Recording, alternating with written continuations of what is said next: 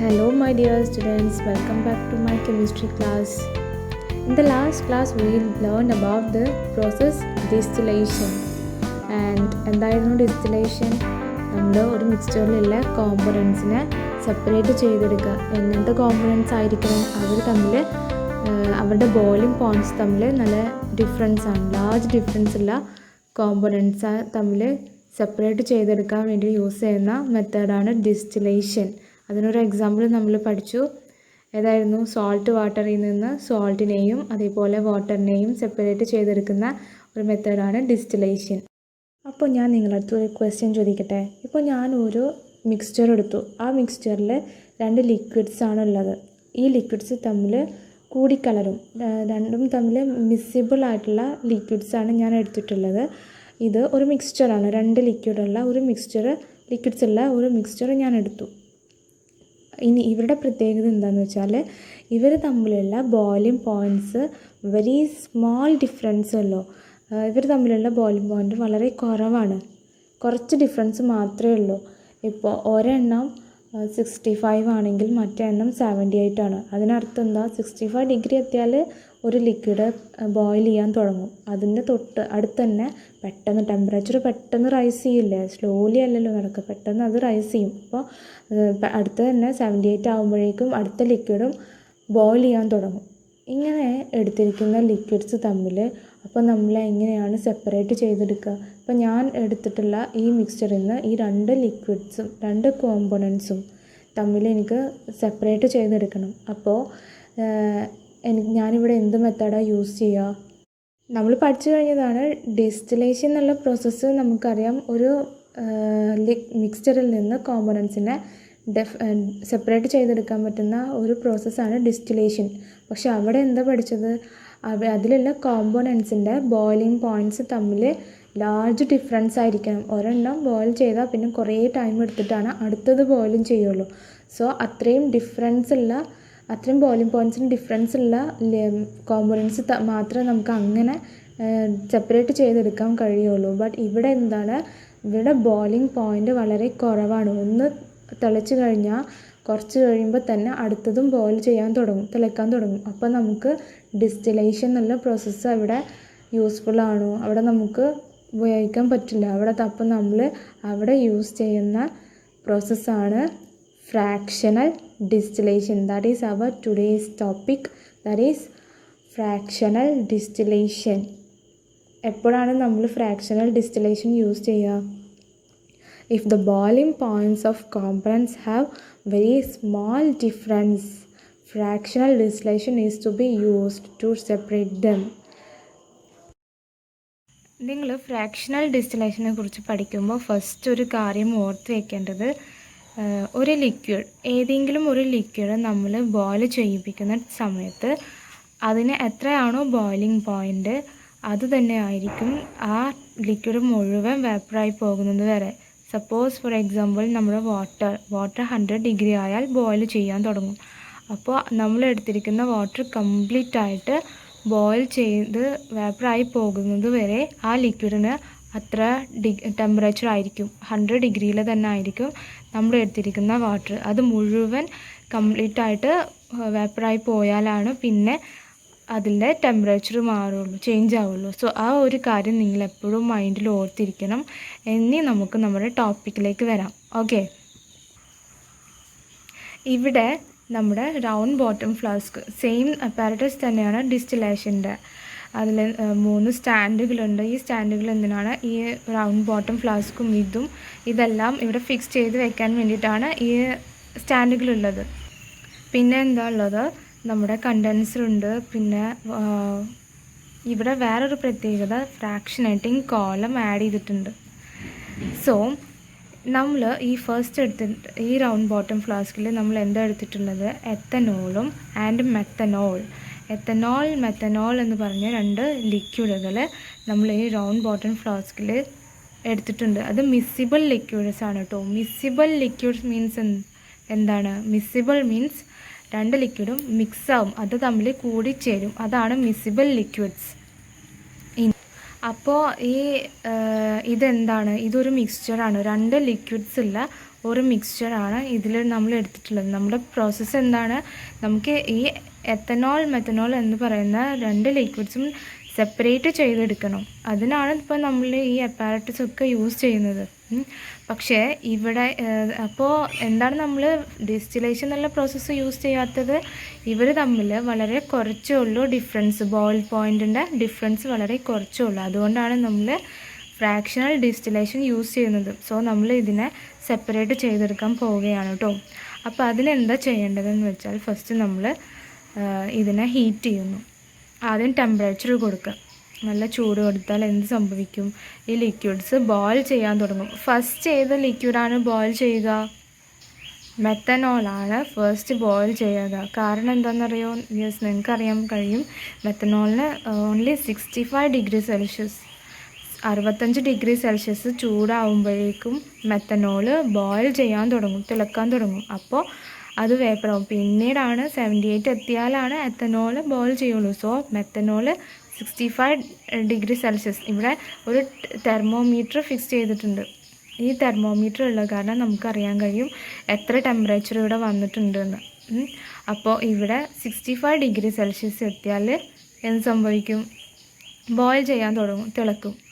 So തിളച്ചിട്ട് അതെങ്ങിട്ടാണ് പോവുക, boil ചെയ്തിട്ട് വേപ്പറാവില്ല. വേപ്പറായിട്ട് ഇതാണ് ഫ്രാക്ഷനേറ്റിംഗ് കോളം, ഇവിടെ എത്തും. ഇവിടുത്തെ പ്രത്യേകത എന്താണെന്ന് വെച്ചാൽ, ഇവിടെ ഒന്നല്ലെങ്കിൽ ഈ ഫ്രാക്ഷനേറ്റിംഗ് കോളം മെറ്റൽ പ്ലേറ്റ്സ് കൊണ്ട് ആണ് അറേഞ്ച്മെൻറ്റ്സ്, അതല്ലെങ്കിൽ ഗ്ലാസിൻ്റെ ബീഡ്സുകൾ, അതാണ് ഫ്രാക്ഷനേറ്റിംഗ് കോളം എന്നുള്ള അപ്പാരറ്റസിൽ ഉണ്ടാവുക. അവിടുത്തെ പ്രത്യേകത എന്താ ഇവിടെ വെച്ചാൽ, ഈ ഫ്രാക്ഷനേറ്റിംഗ് കോളം അത് നല്ല കൂളായിട്ടാണ് ഇരിക്കുന്നത് കേട്ടോ. ഇപ്പോൾ ഇവിടെ നമ്മൾ ഫസ്റ്റ് കണ്ടു, മെത്തനോൾ ബോയിൽ ചെയ്ത് വേപ്പറായി പോയി. മെത്തനോളിൻ്റെ കുറച്ച് വേപ്പേഴ്സ് ഇവിടെ എത്തി. ഇവിടെ എന്താണ്, ഇവിടെ തണുത്തിരിക്കുകയാണ് അല്ലേ, ഇവിടെ ചൂടൊന്നുമില്ല, ഇവിടെ തണുത്തിരിക്കുകയാണ്. അപ്പോൾ എന്ത് സംഭവിക്കും, വേപ്പർ തണുത്ത ഒരു സ്ഥലത്ത് എത്തിക്കഴിഞ്ഞാൽ യെസ് അത് ലിക്വിഡായിട്ട് മാറിയിട്ട് താഴെ വീഴും.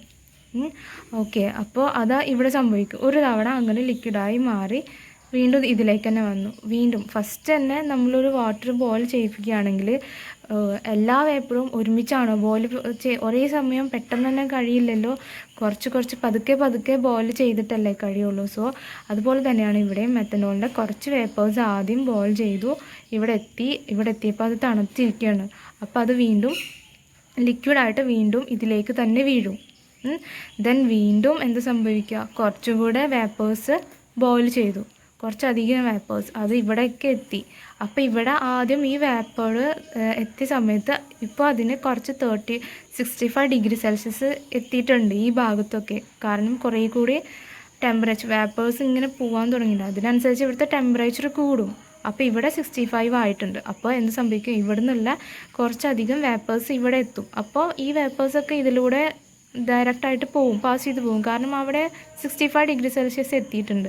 എന്നിട്ട് വീണ്ടും കുറച്ചുകൂടെ മുകളിലേക്ക് എത്തും, ഇവിടെ എത്തുമ്പോൾ എന്ത് സംഭവിക്കുക, ഇവിടെ എത്തുമ്പോൾ ഇവിടെ തണുത്തിരിക്കുകയാണ്, നേരത്തെ പോലെയല്ല, കുറച്ച് തണവുണ്ട്. അപ്പോൾ എന്ത് സംഭവിക്കും, ആ വേപ്പേഴ്സ് എല്ലാം കൂടി വീണ്ടും ലിക്വിഡായി മാറിയിട്ട് ഇതിലേക്ക് വീഴും.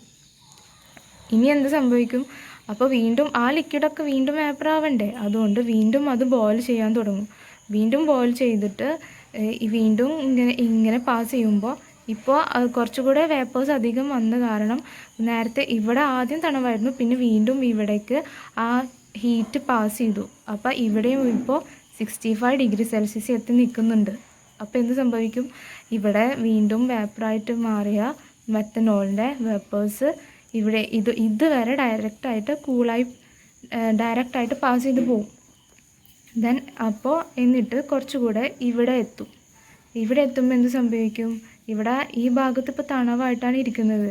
അപ്പോൾ തണുത്തിരിക്കുന്ന കാരണം ഇവിടുന്ന് വീണ്ടും ആ വേപ്പേഴ്സ് എല്ലാം കൂളായിട്ട് കണ്ടൻസായിട്ട് വീണ്ടും ഇതിലേക്ക് വീഴുമ്പോൾ എന്ത് സംഭവിക്കും, ആ വീണതും ലിക്വിഡായി വേപ്പറായി മാറണ്ടേ. അതുകൊണ്ട് ഇതുവരെ എത്തിയ ആ വേപ്പേഴ്സ് ഫുള്ള് ലിക്വിഡായിട്ട് വീണ്ടും ഇതിലേക്ക് വീഴും. അപ്പോൾ എന്ത് സംഭവിക്കും? പിന്നെ വീണ്ടും ഇവിടെ നിന്ന് ആ വേപ്പേഴ്സൊക്കെ ചൂട് ഇങ്ങനെ കൂടിക്കൊണ്ട് വരികയാണ്. വേപ്പേഴ്സിൻ്റെ ആദ്യം കുറച്ച് വേപ്പർ ഉണ്ടായിരുന്നല്ലോ, ഇപ്പോൾ അത് കംപ്ലീറ്റ് ആയിട്ട് കുറേ വേപ്പേഴ്സ് വരാൻ തുടങ്ങിയിട്ടുണ്ട്. അപ്പോഴൊക്കെ ഇവിടുത്തെ ടെമ്പറേച്ചറും റൈസ് ചെയ്ത് വരാൻ തുടങ്ങി ഇവിടെയും. അപ്പോൾ 65 ഡിഗ്രി സെൽഷ്യസ് എത്താൻ തുടങ്ങി. ആദ്യം തണുത്തിരുന്ന ഈ ഫ്രാക്ഷനേറ്റിംഗ് കോളം ആദ്യം ഇവിടെ ചൂടായി വേപ്പർ കൊണ്ട്, പിന്നെ വീണ്ടും ഇവിടെ ചൂടായി, പിന്നെ വീണ്ടും ഇവിടെ ചൂടായിട്ട് ഇതുവരെ ഇപ്പോൾ 65 ഡിഗ്രി സെൽഷ്യസ് എത്തി നിൽക്കുന്നുണ്ട്. സോ അപ്പോൾ എന്ത് സംഭവിക്കും? ഇപ്പോൾ ഇവിടെ മെത്തനോൾ വേപ്പർ കുറച്ചും കൂടെ പാസ് ചെയ്യാനുള്ളൂ. അപ്പോൾ കുറേ വേപ്പേഴ്സ് ഇതുവരെ എത്തിയിട്ട് വീണ്ടും താഴേക്ക് വീണു. വീണ്ടും ഇതെല്ലാം വേപ്പറായിട്ട് ഇപ്പോൾ ഇവിടെ കംപ്ലീറ്റ് ആയിട്ട് 65 ഡിഗ്രി സെൽഷ്യസ് എത്തി നിൽക്കുന്നുണ്ട്. അപ്പോൾ എന്ത് സംഭവിക്കും? ഈ മെത്തനോള് ഡയറക്റ്റായിട്ട് ഇതിലൂടെ പാസ് ചെയ്തു ഇങ്ങനെ വന്നു ഈ ട്യൂബിലൂടെ കടന്നു പോകും. ഓക്കെ, ഇവിടെ എത്തുമ്പോൾ എന്ത് സംഭവിക്കും? ഇവിടെ എന്താ ഉള്ളത്? കണ്ടൻസർ ഉണ്ട്. ഈ കണ്ടൻസറിൻ്റെ പ്രത്യേകത എന്താ? ഇവിടെ തണുത്ത വെള്ളം ഇതിലൂടെ പാസ് ചെയ്തിട്ട് റൊട്ടേറ്റ് ചെയ്തുകൊണ്ടിരിക്കുകയാണ്. ഇതിൻ്റെ ചുറ്റും തണുത്ത വെള്ളം കൂളായിട്ടുള്ള വാട്ടർ ഇതിലേക്കൂടെ പാസ് ചെയ്തിട്ട് ഇവിടെ എത്തുമ്പോൾ ഇത് നല്ല ചൂടായിട്ടാണ് ഇവിടുത്തെ വേപ്പർ വരുന്നത്, അല്ല 65 ഡിഗ്രി ആയിട്ടുള്ള. ഇവിടെ നല്ല തണുപ്പാണ്. അപ്പോൾ ഈ ഭാഗത്തൊക്കെ ചൂടായിരിക്കും. അതുകൊണ്ട് ഈ തണുത്ത വെള്ളം ഇവിടെ എത്തുമ്പോൾ എന്ത് സംഭവിക്കും? കുറച്ച് ചൂടാവും. അപ്പോൾ അതുകൊണ്ട് ആ ചൂടായ വാട്ടറിനെ നമ്മൾ പുറത്തേക്ക് കളയണം. അത് പുറത്തേക്ക് കളയും. വീണ്ടും തണുത്ത വെള്ളം ഇങ്ങനെ പാസ് ചെയ്യും, ചൂടായ വെള്ളം പുറത്ത് പോവും. അങ്ങനെ ഇവിടെ റൊട്ടേറ്റ് ചെയ്തുകൊണ്ടേയിരിക്കും നമ്മുടെ വാട്ടർ, തണുത്ത വെള്ളം. അതിനാണ് ഈ കണ്ടൻസ് എന്ന് പറയുന്നത്. സോ ഇവിടെ എത്തുമ്പോൾ എന്ത് സംഭവിക്കും? ഈ ഹോട്ടായിട്ടുള്ള 65 ഡിഗ്രി സെൽഷ്യസ് ഹോട്ടായിട്ടുള്ള മെത്തനോള് വേപ്പേഴ്സ് ലിക്വിഡായി മാറി കണ്ടൻസ് ചെയ്തിട്ട് ഇതിലേക്ക് ഇങ്ങനെ ഡ്രോപ്പായിട്ട് വീഴാൻ തുടങ്ങും. ഇങ്ങനെയാണ് നമ്മൾ മെത്തനോളിനെ സെപ്പറേറ്റ് ചെയ്തെടുക്കുന്നത്. ഇവിടെ എന്തിനാണ് ഈ ഫ്രാക്ഷനേറ്റിംഗ് കോളം വെച്ചിട്ടുള്ളതെന്നറിയോ? ഞാൻ പറഞ്ഞില്ല നേരത്തെ, നിങ്ങളോട് ഒരു കാര്യം ഓർത്ത് വെക്കണം. നമ്മൾ ഒരു ലിക്വിഡ് ബോയിൽ ചെയ്യുന്ന സമയത്ത് അത് കംപ്ലീറ്റ് ആ ലിക്വിഡ് ബോയിലായി വേപ്പറായി മാറുന്നത് വരെ അത് തന്നെ ആയിരിക്കും അതിൻ്റെ ബോയിലിംഗ് ടെമ്പറേച്ചറിന്. സോ ഇവിടെ 65 ഡിഗ്രി സെൽഷ്യസിൽ കുറച്ച് ഇവാപ്പറേറ്റിംഗ് കോളം ഇല്ലെങ്കിൽ, ഈ ഫ്രാക്ഷനേറ്റിംഗ് കോളം ഇല്ലെങ്കിൽ എന്ത് സംഭവിച്ചിരുന്നു? മെത്തനോൾ ആദ്യത്തെ കുറച്ച് വേപ്പേഴ്സ് ഇവിടെ എത്തുമ്പോഴേക്കും എന്ത് സംഭവിക്കും? ഇവിടെ 78 പെട്ടെന്നാവും. എത്തനോളും വേപ്പറായി മാറി 2 വേപ്പേഴ്സും കൂടി മിക്സായിട്ട് നമുക്ക് ഇവിടെ 2 വേപ്പേഴ്സും കൂടിയിട്ടാണ് കളക്ട് ചെയ്യാൻ പറ്റുള്ളൂ. സോ അതുകൊണ്ടാണ് ഇവിടെ ഫ്രാക്ഷനേറ്റിംഗ് കോളം വെച്ചത്. നമുക്ക് ആദ്യം ഒന്ന് കളക്ട് ചെയ്യണം, പിന്നീടാണ് മറ്റേത് കളക്ട് ചെയ്യേണ്ടത്. അപ്പോൾ ഈ ഫ്രാക്ഷനേറ്റിംഗ് കോളത്തിൻ്റെ ഉപയോഗം എന്താണ്? ഇവിടെ റിപ്പീറ്റഡ് ആയിട്ട് ലിക്വിഫാക്ഷനും അതേപോലെ വേപ്പറൈസേഷനും സംഭവിക്കുന്നുണ്ട്. അതുകൊണ്ടാണ് ഇവിടെ ഈ ഫ്രാക്ഷനേറ്റിംഗ് കോളം ഫിക്സ് ചെയ്തിട്ടുള്ളത്. ഈ ഫ്രാക്ഷനേറ്റിംഗ് കോളം എങ്ങനെയാണ് സംഭവിക്കുന്നത്? ഈ ഫ്രാക്ഷനേറ്റിംഗ് കോളത്തിലുള്ള വേപ്പേഴ്സ് ഇവിടെ എത്തുമ്പോൾ വീണ്ടും ലിക്വിഡായി മാറുന്നു, ഇവിടെ എത്തുന്നു. അപ്പം നമുക്ക് ഇവിടുത്തെ ഈ ടെമ്പറേച്ചർ കോൺസ്റ്റൻ്റായി വെക്കാൻ കഴിയും. 65 ഡിഗ്രിയിൽ തന്നെ വീണ്ടും അത് വെക്കാൻ കഴിയും. പെട്ടെന്ന് എല്ലാ വേപ്പറും ഒറ്റയടിക്ക് ഇവിടെ വരികയാണെങ്കിൽ നമുക്കതിന് കഴിയില്ല. അതുകൊണ്ടാണ് ഇവിടെ കുറച്ച് വേപ്പർ ആദ്യം ബോയിൽ ചെയ്ത് തുടങ്ങിയ വേപ്പർ ആയാൽ വീണ്ടും അത് താഴേക്ക് വരുമ്പോൾ ഇതിൻ്റെ ടെമ്പറേച്ചർ റൈസ് ആവുന്നില്ല, വീണ്ടും 65 തന്നെ ആവുന്നു. സോ അതിനാണ് ഇവിടെ ഫ്രാക്ഷനേറ്റിംഗ് കോളം ഫിക്സ് ചെയ്തിട്ടുള്ളത്. അപ്പോൾ ഈ ഫ്രാക്ഷനേറ്റിംഗ് കോളത്തിൽ റിപ്പീറ്റഡ് ആയിട്ട് വേപ്പറൈസേഷനും ലിക്വിഫാക്ഷനും സംഭവിക്കുന്നു. അങ്ങനെ നമ്മൾ മെത്തനോള് ഒരു റൗണ്ട് ബോട്ടം ഫ്ലാസ്കിൽ കളക്ട് ചെയ്തെടുക്കുന്നു, വേറെ ഒരു റൗണ്ട് ബോട്ടം ഫ്ലാസ്കിൽ എത്തനോളും കളക്ട് ചെയ്തെടുക്കുന്നു. സോ എപ്പോഴാണ് നമ്മൾ ഫ്രാക്ഷണൽ ഡിസ്റ്റിലേഷൻ യൂസ് ചെയ്യുക? If the boiling points of components have very small differences, fractional distillation is to be used to separate them. നമ്മളെടുത്തിരിക്കുന്ന മിക്സ്ചറിലത്തെ കോമ്പണൻസ് തമ്മിലുള്ള ബോയിലിംഗ് പോയിൻറ്റ്സ് അതിൻ്റെ ഡിഫറൻസ് തമ്മിൽ വളരെ കുറവായിരിക്കും. അപ്പോഴാണ് നമ്മൾ ഫ്രാക്ഷണൽ ഡിസ്റ്റിലേഷൻ യൂസ് ചെയ്യുക, ഈ കോമ്പണൻസ് തമ്മിൽ സെപ്പറേറ്റ് ചെയ്തെടുക്കാൻ. ഇപ്പോൾ നമ്മൾ കണ്ടു മെത്തനോളിനെ സെപ്പറേറ്റ് ചെയ്തെടുക്കുന്നത്. ഈ കാണുന്ന റൗണ്ട് ബോട്ടം ഫ്ലാസ്കിൽ നമ്മൾ കളക്ട് ചെയ്തെടുത്തു. ഇനി ഇതേപോലെ തന്നെ നമ്മുടെ എത്തനോളും കളക്ട് ചെയ്തെടുക്കാൻ കഴിയും. എങ്ങനെ? ഇത് ടെമ്പറേച്ചർ കുറച്ച്, ഇപ്പോൾ ഇതിലുള്ള കംപ്ലീറ്റ് മെത്തനോളും ബോയിലായി വേപ്പറൈസ് ചെയ്ത് പോയി. ഇനി അവിടെ എന്താ ഉള്ളത്? അപ്പോൾ എത്തനോളാണ് ഇനി ബാക്കിയുള്ളത്. അപ്പോൾ ഇനി 78 ഡിഗ്രി സെൽഷ്യസ് ആയാൽ എത്തനോൾ ബോയിൽ ചെയ്യാൻ തുടങ്ങും. അപ്പോൾ അതുപോലെ ഫ്രാക്ഷനേറ്റിംഗ് കോളത്തിൽ നിന്ന് റിപ്പീറ്റഡായിട്ട് ലിക്വിഫാക്ഷനും വേപ്പറൈസേഷനും സംഭവിച്ചിട്ട് വീണ്ടും ഇതേപോലെ ഈ ഫ്രാക്ഷനേറ്റിംഗ് കോളത്തിൻ്റെ മൊത്തത്തിലുള്ള ടെമ്പറേച്ചർ 78 ഡിഗ്രി സെൽഷ്യസ് ആയി നമ്മുടെ ഈ ട്യൂബിലൂടെ പാസ് ചെയ്ത് പോയി കണ്ടൻസായിട്ട് വീണ്ടും നമ്മുടെ വെച്ചിട്ടുള്ള വേറൊരു റൗണ്ട് ബോട്ടം ഫ്ലാസ്ക് അവിടെ ഫിക്സ് ചെയ്യണം. എത്തനോൾ എടുത്തു കഴിഞ്ഞാൽ പിന്നെ ആ സ്റ്റാൻഡിൽ നിന്ന് ആ റൗണ്ട് ബോട്ടം ഫ്ലാസ്ക് എടുത്ത് മാറ്റി എത്തനോളിന് വേണ്ടിയിട്ട് കളക്ട് ചെയ്യാൻ വേണ്ടി വേറൊരു റൗണ്ട് ബോട്ടം ഫ്ലാസ്ക് ഫിക്സ് ചെയ്ത് കൊടുക്കുക. അപ്പോൾ നമുക്ക് ആ ഫ്ലാസ്കിലേക്ക് ഈ എത്തനോൾ കളക്ട് ചെയ്തെടുക്കാൻ കഴിയും. ഇങ്ങനെയാണ് ഫ്രാക്ഷണൽ ഡിസ്റ്റിലേഷൻ എന്നുള്ള പ്രോസസ്സ് സംഭവിക്കുന്നത്. So that's all about the fractional distillation. നിങ്ങൾക്ക് ഫ്രാക്ഷണൽ ഡിസ്റ്റിലേഷനെ കുറിച്ചിട്ട് മനസ്സിലായെന്ന് പ്രതീക്ഷിക്കുന്നു. ഇനി എന്തെങ്കിലും ഡൗട്ട് ഉണ്ടെങ്കിൽ നിങ്ങൾ കമൻറ്റ് ബോക്സിൽ ഡൗട്ട് ചോദിക്കാം. So when the vapors of mixture passes through the fractionating column, repeated liquefaction and vaporization takes place. Subsequently, the vapors of low boiling methanol enter the condenser from the fractionating column, condense to liquid and get collected in the round bottom flask first. Similarly, ethanol with higher boiling point can be collected later in another round bottom flask. ഈ fractional distillation use ചെയ്യുന്നതിന് ഒരു എക്സാമ്പിളാണ് നമ്മുടെ crude oil. നമ്മുടെ എണ്ണക്കിണറുകൾ എന്നൊക്കെ കഴിഞ്ഞ ക്ലാസ്സിൽ പറഞ്ഞില്ലേ, അതാണ് നമ്മുടെ ക്രൂഡ് ഓയിൽ. മണ്ണിൽ നിന്ന് കുഴിച്ചെടുക്കുന്ന ആ ക്രൂഡ് ഓയിലില്ലേ, അതിലെന്തൊക്കെയുണ്ട്? Petrol, diesel, kerosene etcetera. Petrol, diesel, മണ്ണെണ്ണ, അതുപോലെ കുറേ ഐറ്റംസ് മിക്സ് ചെയ്തിട്ടുള്ളതാണ് ഒരു മിക്സ്ചറാണ് ആ ക്രൂഡ് ഓയിൽ. ഇനി ഇവരുടെ പ്രത്യേകത എന്താ? ഈ പെട്രോൾ, ഡീസൽ, കെറസിനൊക്കെ ബോയിലിംഗ് പോയിൻ്റൊക്കെ കുറച്ച് ഡിഫറൻസേ ഉള്ളൂ.